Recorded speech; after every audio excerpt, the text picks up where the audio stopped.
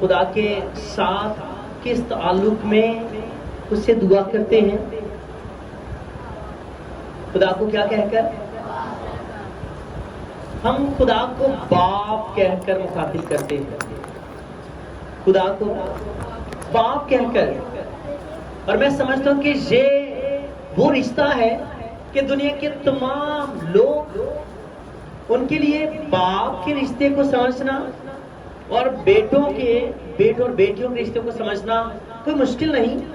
کہ آپ کے پاس خدا کا کلام بھرا پڑا ہے جو خدا کو ایک باپ کے طور پر اور آپ پر میں ہمیں بیٹی اور بیٹیوں کے طور پر پیش کرتا ہے. اگر کسی نے اچھا باپ بننا ہے تو اس کے لیے خدا کے زندہ کلام میں خدا باپ کا کردار، ایک غالب کردار موجود ہے کہ خدا باپ ہے. اور پھر بیٹوں اور بیٹیوں کے لیے خداوند یسوع مسیح کا کردار ہے جو کہ ایک بیٹے کے طور پر خوبصورتی کے ساتھ غالب کردار ہے.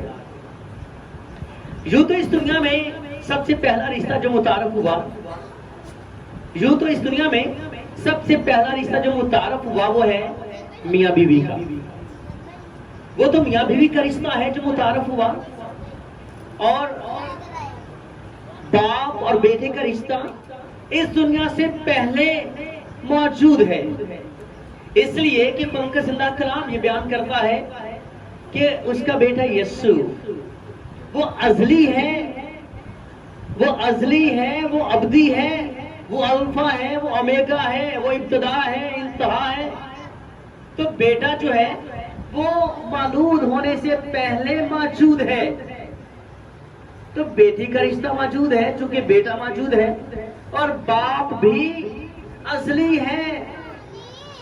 جب باپ بھی اصلی ہے اور بیٹا بھی اصلی ہے، اور کلام خدا میں لکھتے ہیں کہ وہ بنائے عالم کے پیشتر سے مولود ہے.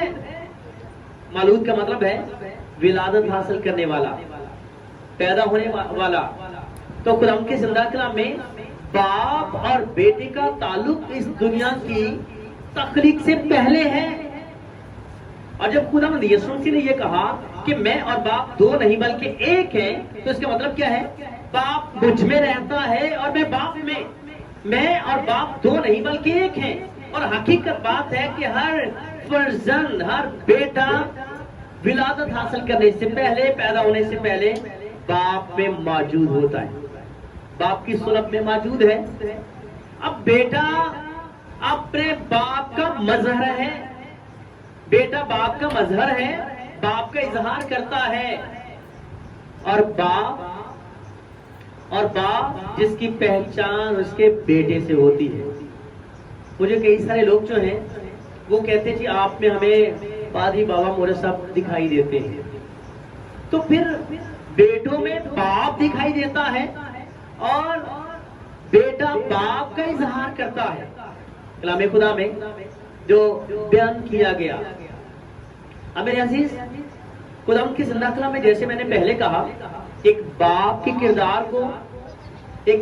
کردار کو دیکھنے کے لیے آپ کے پاس خدا کا کلام موجود ہے.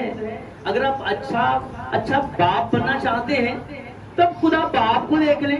خدا باپ کی محبت جو آپ کے ساتھ ہے، آپ اس کی محبت سے اپنے بچوں کے لیے ایک اچھا باپ بن سکتے ہیں. کلام خدا میں لکھا ہے کہ باپ اپنے بیٹوں پر ترس کھاتا ہے.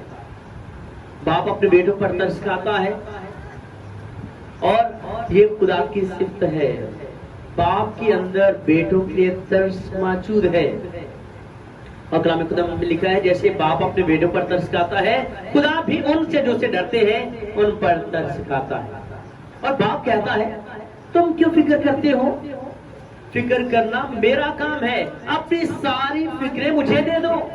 اور ابھی ہم سن رہے تھے آج کے دن کے حوالے سے بچوں سے کہ باپ پورے گھرانے کی فکر کرنے والا ہے. اس کو اپنی فکر نہیں ہوتی، اور یہ واحد شخص ہے رشتوں میں جو اپنی فکر سے کہیں زیادہ اپنے گھرانے کی فکر کرتا ہے.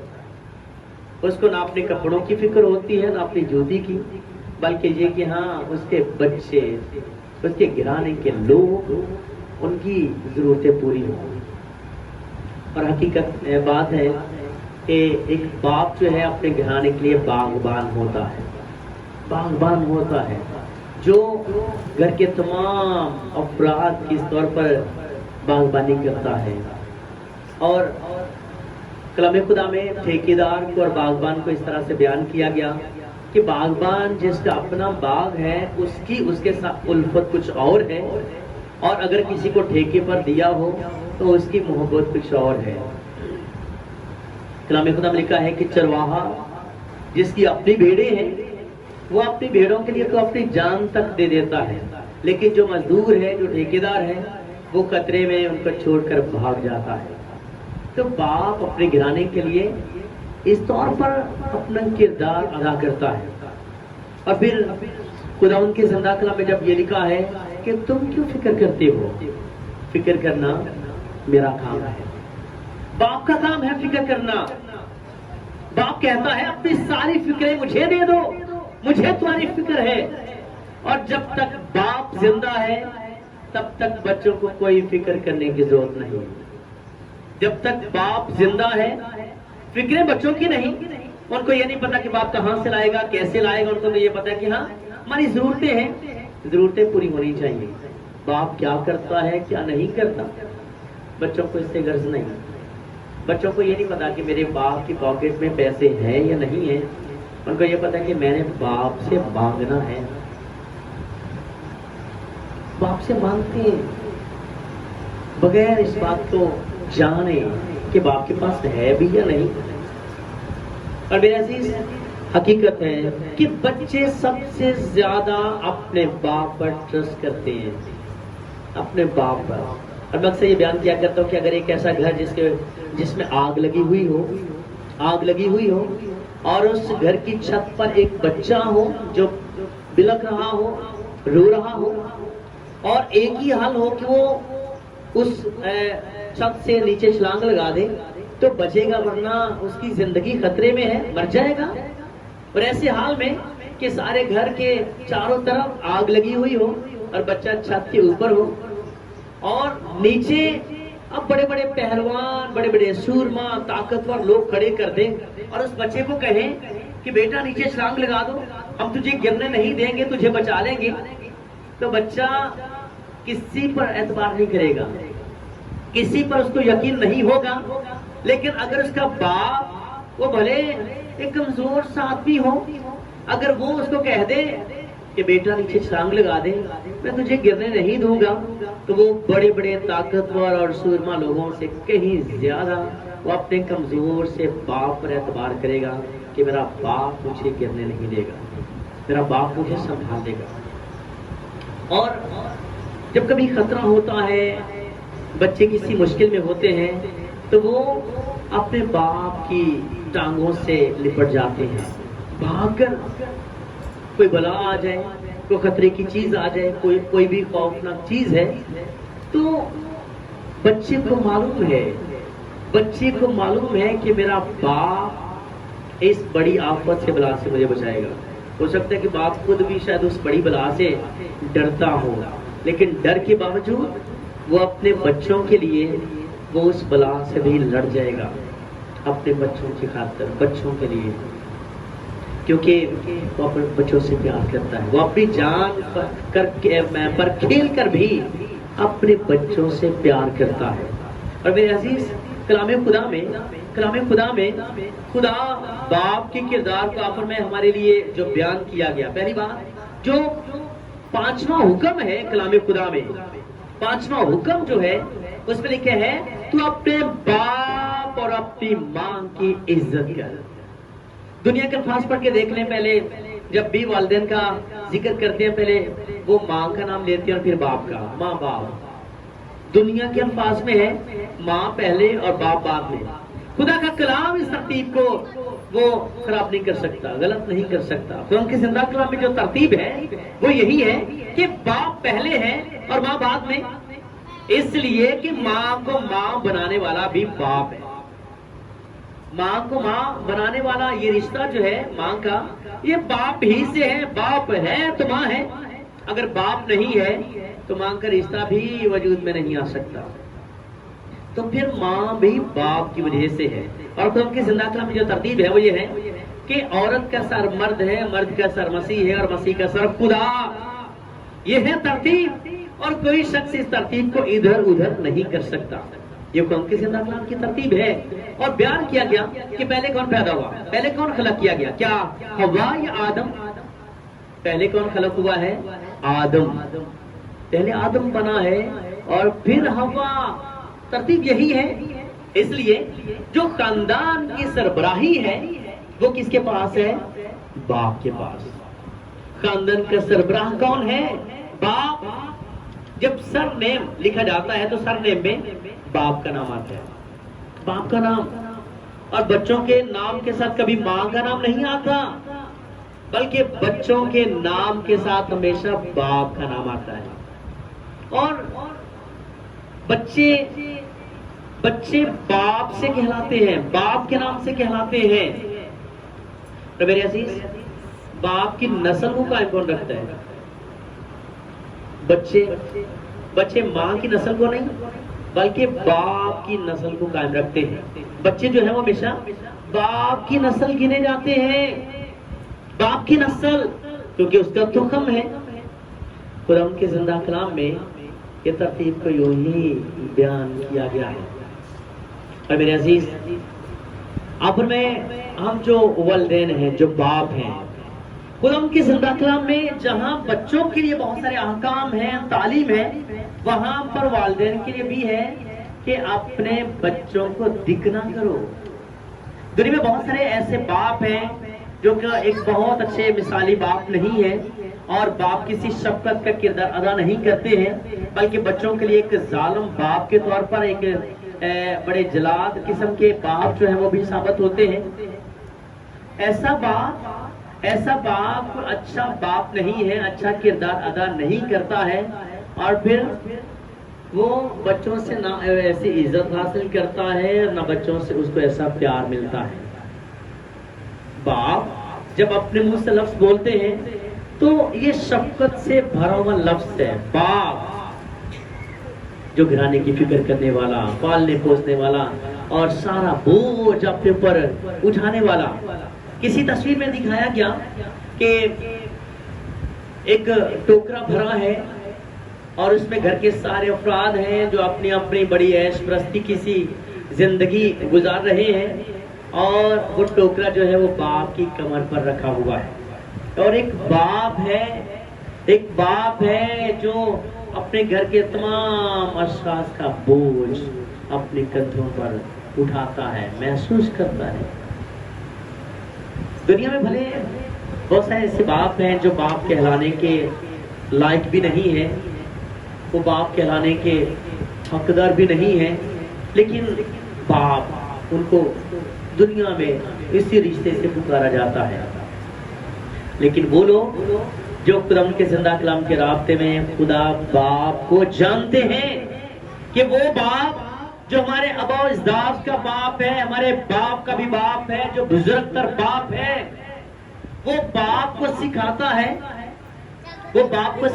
ہے کہ وہ کون سا ایسا باپ ہے کہ اس کا بیٹا اس سے روٹی مانگے اور وہ اسے پتھر دے. کیا کوئی ایسا باپ ہے؟ ایسے تمام لوگ جو باپ تو ہیں لیکن اپنے باپ ہونے کے کردار کو ایسا طور پر نبھا نہیں رہے, ان کے لیے کہ وہ کون سا ایسا باپ ہے کہ جس کا بیٹا اس سے روٹی مانگے وہ اسے پتھر دے, اس کا بیٹا اس سے مچھلی مانگے وہ اسے سانپ دے. اور لکھا ہے جب تم برے ہو کر اپنے بچوں کو اچھی چیزیں دینا جانتے ہو تو میں جو تمہارا آسمانی باپ ہوں تمہیں کیوں کرنا دوں گا. میں جو تمہارا آسمانی باپ ہوں تمہیں کیوں کرنا دوں گا. جب بیٹا لفظ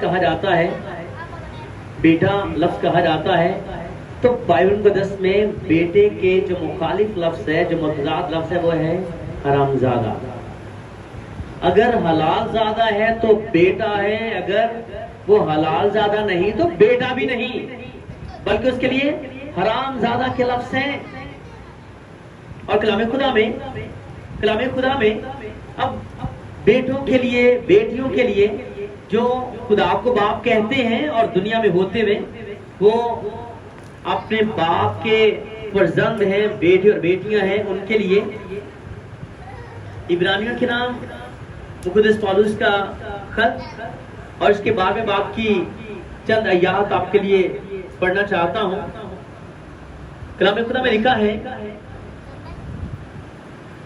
12ویں باب کی 4 آیت مقدسہ میں، تم نے گناہ سے لڑنے میں اب تک ایسا مقابلہ نہیں کیا جس میں خون بہا ہوا، اور تم اس نصیحت کو بھول گئے جو تمہیں فرزندوں کی طرح کی جاتی ہے، جو تمہیں فرزندوں کی طرح نصیحت کی جاتی ہے۔ باپ ناصح ہے، نصیحت کرنے والا۔ اور کلام خدا میں لکھا ہے، اے میرے بیٹے، خداوند کی تنبیہ کو ناچیز نہ جان، اور جب وہ تجھے ملامت کرے تو بے دل نہ ہو۔ جب تیرا باپ تجھے ملامت کرے، تنبیہ کرے، تو بے دل نہ ہو، کیونکہ جس سے خداوند محبت رکھتا ہے اسے تنبیہ بھی کرتا ہے۔ خداوند جس سے محبت رکھتا ہے تنبیہ کرتا ہے، لیکن جس کو بیٹا بنا لیتا ہے اس کے کوڑے بھی لگاتا ہے۔ میرے عزیز، یہ کیا باپ کو بیٹے سے دشمنی ہے؟ باپ اپنے بیٹوں کو کوڑے لگاتا ہے، ملامت اور تنبیہ کرتا ہے؟ کیا باپ بیٹے کا دشمن ہے؟ کلام خدا میں آگے لکھا ہے، اس کی وجہ کیا ہے؟ تم جو کچھ دکھ سہتے ہو وہ تمہاری تربیت کے لیے ہے۔ ہم تو بیشتر کا دکھ میں جلدی سے چاہتے ہیں خدا بس شفا دے دے، آرام دے دے، مصیبت سے چھٹکارا دے دے۔ ہم کبھی یہ جاننے کی کوشش نہیں کرتے کہ اس مصیبت کا مطلب یہ تو نہیں کہ خدا ہماری تربیت کر رہا ہے، ہماری اصلاح کرتا ہے۔ یہ خدا کی طرف سے تنبیہ ہے، ملامت ہے۔ لکھا ہے کہ تم جو دکھ سہتے ہو وہ تمہاری تربیت کے لیے ہے۔ خدا فرزند جان کر تمہارے ساتھ سلوک کرتا ہے، فرزند جان کر۔ وہ کون سا بیٹا ہے جسے باپ تنبیہ نہیں کرتا؟ اور اگر کوئی باپ اپنے بیٹے کو تنبیہ نہیں کرتا تو سمجھ لیں وہ حرامزادہ ہے تو نہیں، لیکن اس کو نافرمان بنا کر، اس کی اچھی تربیت نہ کر کے، وہ اس کو حلال زادہ نہیں بلکہ حرام زادہ ہی بنا رہا ہے۔ اور قرآن کے کلام میں لکھا ہے کہ اگر تمہیں وہ تنبیہ نہ کی گئی جس میں سب شریک ہیں تو تم حرام زادے ٹھہرے، نہ کہ بیٹے۔ تو بیٹے کا متضاد کون سا لفظ استعمال ہوا ہے؟ حرام زادے۔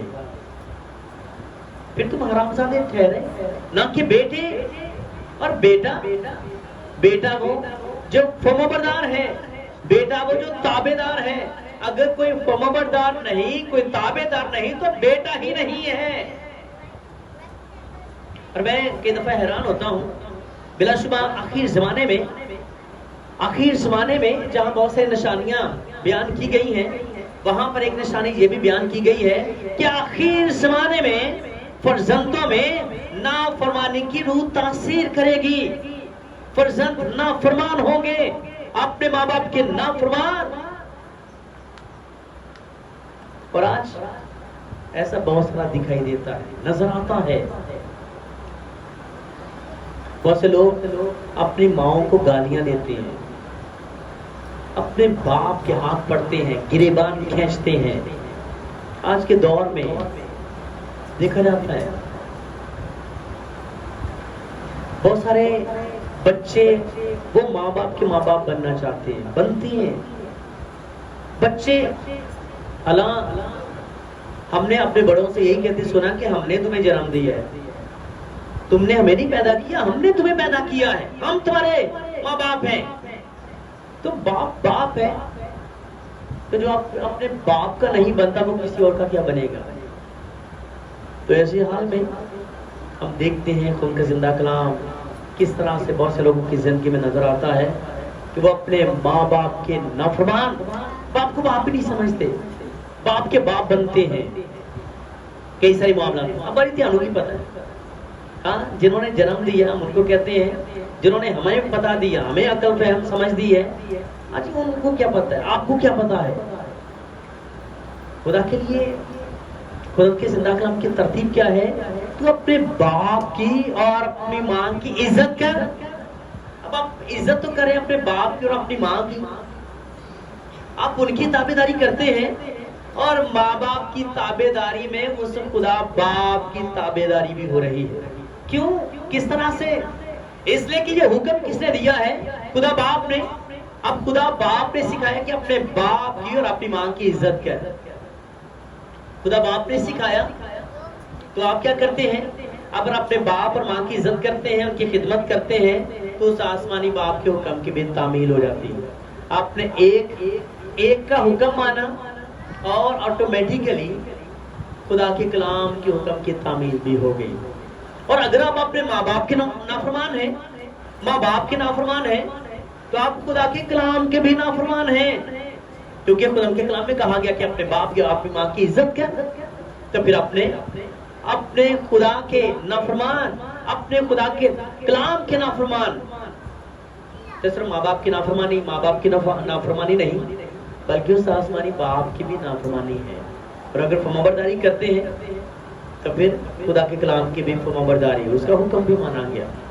तो एक हुक्म में आप अपने एक हुक्म की ताबेदारी में माँ बाप का भी आप हुक्म मानते हैं, ताबेदारी भी करते हैं, और खुदा के कलाम की भी ताबेदारी करते हैं। सो खुदा की जिंदा कलाम में है कि बेटा, बेटी का मतलब फरमाबरदार, बेटी का मतलब ताबेदार। अगर ताबेदार नहीं, फरमाबरदार नहीं, तो बेटा ही नहीं है। और खुदा की जिंदा कलाम में आगे इसी बाब में लिखा है, इलावा इसके जब हमारे जिस्मानी बाप हमें तंबीह करते थे और हम उनकी ताजीम करते रहे, तो क्या रूहों के बाप की इससे ज्यादा ताबेदारी ना करें? रूहों के बाप की ताबेदारी, वो तो दुनियावी बाप से भी कहीं ज्यादा, कहीं ज्यादा। और लिखा है जिससे हम जिंदा रहे, वो तो थोड़े दिनों के वास्ते अपनी समझ के मुताबिक तंबीह करते थे, मगर ये हमारे फायदे के लिए करता है, यानी खुदा बाप, ताकि हम भी उसकी पाकीज़गी में शामिल हो जाएं। और बिलफिल हर किस्म की तंबीह खुशी का बायस नहीं, बल्कि गम का बायस मालूम होती है, मगर जो उसको सहते सहते पुख्ता हो गए, उनको बाद में चैन के साथ रास्तबाजी का फल बख्शती है। बेटी और बेटियों के लिए क्या यीशु मसीह की मिसाल से बढ़कर कोई और मिसाल है? यीशु मसीह ने किस तरह ताबेदारी सीखी, यीशु मसीह ने किस तरह ताबेदारी की और एक खूबसूरत मिसाल, बेमिसाल मिसाल कायम की। वो क्या है? लिखा है कि खुदावंद यीशु मसीह ने दुख सह कर ताबेदारी सीखी है। दुख सह कर, हम दुख नहीं सहना चाहते, ताबेदारी कहां से सीखे? तो यीशु मसीह ने दुख सह कर फरमाबरदारी सीखी, ताबेदारी सीखी। यीशु मसीह ने अपनी ज़मीनी जिंदगी में कोई भी काम अपनी मर्जी से किया? क्या कहा? ऐ बाप, मेरी नहीं बल्कि तेरी मर्जी पूरी हो।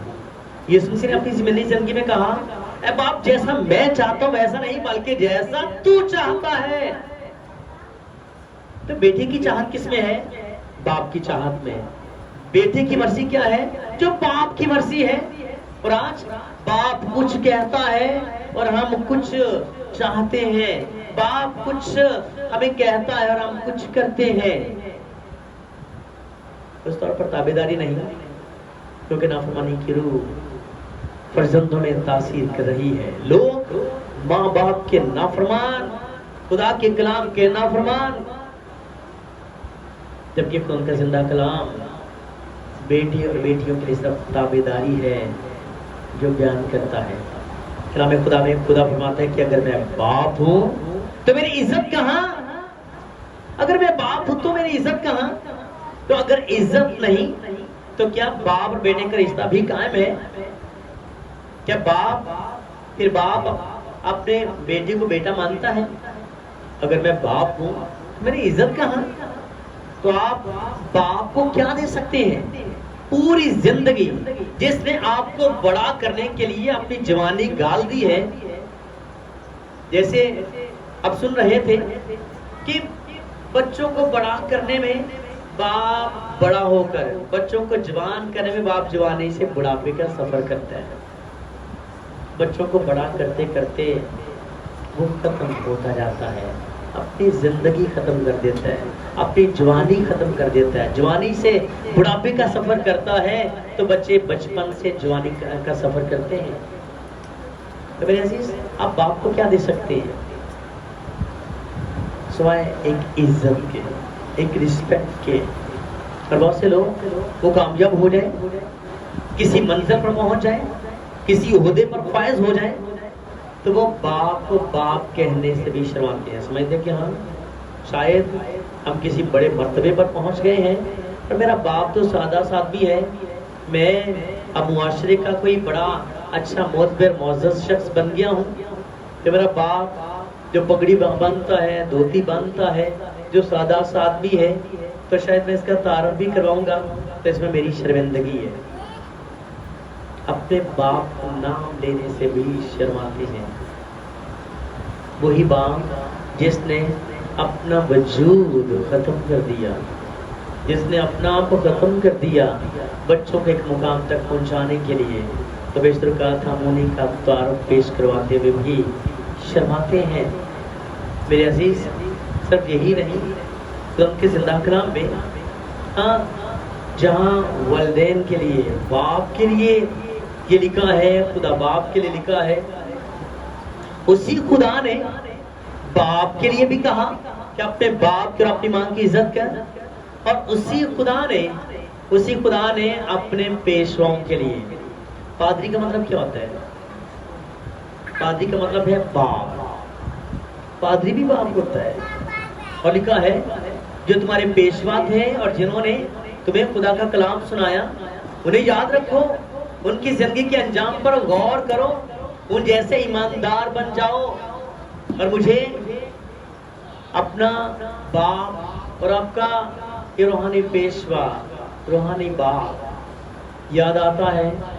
بزرگ پادری بابا مورس جنہوں نے اپنی زندگی آپ کی خدمت میں گزار دی، بسر کر دی، زندگی وقت کی. میرے عزیز، کلام خدا بیان کرتا ہے کہ جو تمہارے پیشوا تھے، جنہوں نے تمہیں خدا کا کلام سنایا، انہیں یاد رکھو، ان کی زندگی کے انجام پر غور کرو تاکہ تم بھی ان جیسے ایماندار بن جاؤ، جنہوں نے اپنی زندگی کے آخری لمحے وہ جینا نہیں چاہتے بلکہ چاہتے تھے کہ یہ سفر مکمل کر کے خدا باپ کے پاس چلے جائیں. اس زندہ امید کے ساتھ کہ جو کچھ آگے ملنے کو ہے وہ اس پچھلے غم سے کہیں زیادہ بہترین ہے، اعلیٰ ہے. اور اسی خدا کے کلام میں 13ویں باب کی 17ویں آیت مقدسہ میں لکھا ہے، اپنے پیشواؤں کے فرمانبردار اور تابع رہو. کس نے سکھایا؟ خدا کے کلام نے. اپنے پیشواؤں کے فرمانبردار اور تابع رہو، کیونکہ وہ تمہاری روحوں کے فائدے کے لیے ان کی طرح جاگتے رہتے ہیں جنہیں حساب دینا پڑے گا تاکہ وہ خوشی سے یہ کام کریں. اور آج بہت سے لوگ وہ استاد بننے میں بہت تیز ہیں، جلدی کرتے ہیں. کلام خدا میں لکھے تم میں بہت سے استاد نہ ہو کیونکہ استادوں کو زیادہ سزا ہوگی. تمہیں بہت سے استاد نہ ہو، استاد بننے میں جلدی نہ کریں کیونکہ استادوں کو زیادہ سزا ہوگی. اور میرے عزیز، کلام خدا میں کتنی بڑی ذمہ داری ہے، کتنی بڑی ذمہ داری ہے کلیسیا کی، گلہ بانی کی، پیشوائی کی، کہ وہ کل کو بھیڑوں کا حساب دیں گے. ان کو کل کو بھیڑوں کا حساب دینا ہوگا. اور تو ان کا زندہ کلام کہتا ہے کہ ان کی پیشوائی میں ان کے تابع رہو، ان کی فرمانبرداری کرو. تو جو نصیحت کرنے والے ہی کو برا جانتا ہے، جو سکھانے والے کو برا جانتا ہے، پھر مجھے بتائیں کہ کیا وہ کبھی کچھ سیکھے گا؟ کیا وہ کبھی تابعداری سیکھے گا؟ تابع رہنا سیکھے گا؟ اگر ہم سکھانے والوں ہی کے مخالف ہیں، خلاف ہیں، جن کے لیے خدا کا کلام کہتے ہیں آپ مجھ ناچیز کی اگر پیشوا میں اگر عزت کرتے ہیں تو کس نے سکھایا ہے؟ خدا کے کلام نے. خادموں کی عزت کرتے ہیں تو کس نے سکھایا؟ خدا کے کلام نے، جس نے کہا کہ تو اپنے باپ کی عزت کر. کوئی کہتا اپنے پیشواؤں کی، اپنے بزرگوں کی جو تمہاری پیشوائی کرتے ہیں عزت کر. اور جو کرتے ہیں وہ خدا ان کے کلام کی تابعداری کرتے ہیں. اور ایک بچہ اگر اپنے باپ کو آنکھیں نکالتا ہے، باپ کو آنکھیں نکالتا ہے، یا باپ کا گریبان پکڑتا ہے، یا باپ کی عزت کو رولتا ہے، رسوائی کا باعث ہے، ندامت کا باعث ہے، تو پھر ان کی زندہ کلام میں کہ اس کے لیے موت سزا نہیں، کہ اس کے لیے یہ نہیں لکھا کہ ہاں وہ جان سے مارا جائے. بلا شبہ تو ان کا زندہ کلام ایسا ہی بیان کرتا ہے. تو خدا ان کے کلام کے تابع ہو کر ضرورت اس بات کی ہے کہ ہم اپنے جسمانی باپ کی بھی عزت اور تعظیم کریں، اپنے روحانی باپ کی بھی عزت اور تعظیم کریں، اپنے آسمانی باپ کی بھی عزت اور تعظیم کریں. اور خدا آپ کو یہ فضل بخشے، اگر آپ باپ ہیں تو آپ خدا ان کے زندہ کلام میں باپ کے کردار کو، خدا باپ کے کردار کو نگاہ میں رکھیں. آپ بیٹی اور بیٹیاں ہیں تو آپ خدا یسوع مسیح کے کردار کو نگاہ میں رکھیں کہ یسوع مسیح کیسا بیٹا ہے، اب ویسے بیٹے بنے. خدا باپ کیسا باپ ہے، اب ویسے باپ بنے. اور یہ دونوں کریکٹر ان کے زندہ کلام میں آپ کو چھائے ہوئے دکھائی دیتے ہیں، غالب کردار ہیں. یہ خوبصورت رشتہ، اس لیے میرے عزیز آج کے دن کے لیے جہاں آپ اپنے جسمانی باپ کے لیے فادرز ڈے مناتے ہیں، کتنا زیادہ بڑی بات اور اعزاز کی بات ہے کہ آپ اپنے اس باپ کے لیے جو آپ کے ماں باپ کا بھی باپ ہے، آپ کے باپ دادا کا باپ ہے، جو بزرگ ترین باپ ہے، آپ اس کی بھی عزت اور تعظیم میں آپ اس کے سر جھکیں اور اس کی تمجید اور شکرگزاری کریں. جسے ہماری فکر ہے، وہ کہتے ہیں اپنی ساری فکریں مجھے دے دو کیونکہ مجھے تمہاری فکر ہے. تو باپ وہ ہے جو فکر کرنے والا ہے، باپ وہ ہے جو بوجھ اٹھانے والا ہے، جو دکھ سہ کر بھی آپ کے لیے آسانیاں اور سہولتیں پیدا کرتا ہے. دنیا کا کبھی کوئی شخص نہیں ہے جو آپ کی ترقی سے خوش ہوتا ہو ماں سوائے باپ کے.